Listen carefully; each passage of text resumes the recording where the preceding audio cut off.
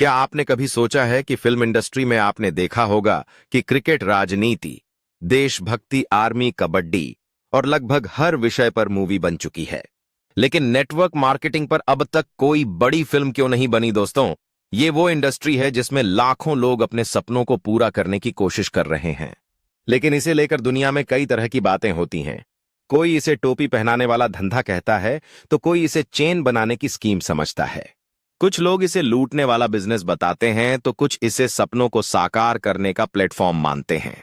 लेकिन अब इन सारे सवालों के जवाब लेकर आ रही है एक दमदार फिल्म, द नेटवर्कर, कि ये मूवी 21 मार्च को सिनेमा घरों में रिलीज हो रही है। दोस्तों, आज की इस वीडियो में हम इस मूवी के बारे में विस्तार से बात करेंगे। इस फिल्म में कौन कौन से अभिनेता और अभिनेत्री हैं, इसकी कहानी क्या हो सकती है और आखिर यह मूवी नेटवर्क मार्केटिंग की दुनिया को कैसे बदल सकती है। तो इस वीडियो को पूरा देखें, क्योंकि अगर आप भी इस इंडस्ट्री से जुड़े हैं या इसमें जुड़ने का सोच रहे हैं तो ये जानकारी आपके लिए बहुत जरूरी है।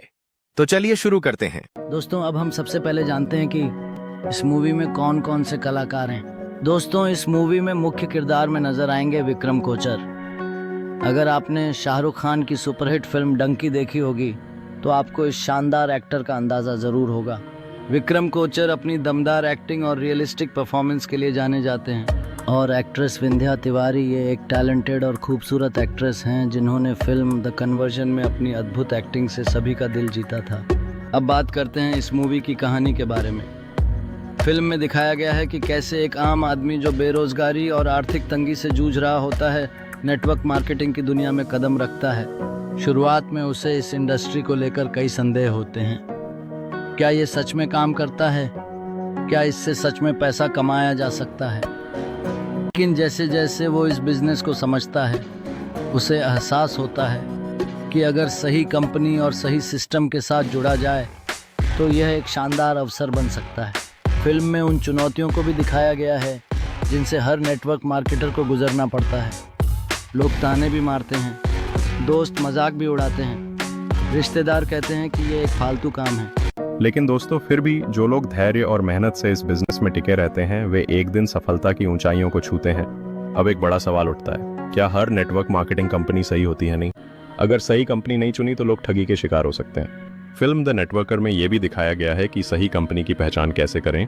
सबसे पहले कंपनी का बैकग्राउंड देखें। क्या ये कंपनी कई सालों से चल रही है? कंपनी के लीगल डॉक्यूमेंट्स चेक करें।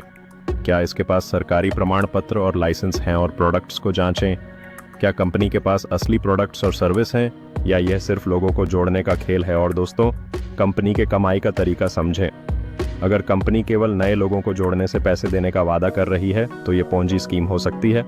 यही बातें द नेटवर्कर मूवी में भी विस्तार से समझाई गई हैं। दोस्तों, आज के समय में नेटवर्क मार्केटिंग सिर्फ एक बिजनेस नहीं बल्कि लाखों लोगों के लिए एक उम्मीद बन चुकी है। दोस्तों, कोई इसे पार्ट टाइम जॉब की तरह करता है, कोई इसे करियर की तरह अपनाता है, और कुछ लोग इसे अपनी लाइफस्टाइल बदलने का सबसे बड़ा प्लेटफॉर्म मानते हैं। दोस्तों, इस बिजनेस में आने से पहले आपको दो चीजें करनी होंगी। पहला काम खुद पर विश्वास, और दूसरा काम सही गाइडेंस और कंपनी का चुनाव। अगर ये दोनों चीजें आपके पास हैं तो कोई भी आपको सफल होने से नहीं रोक सकता।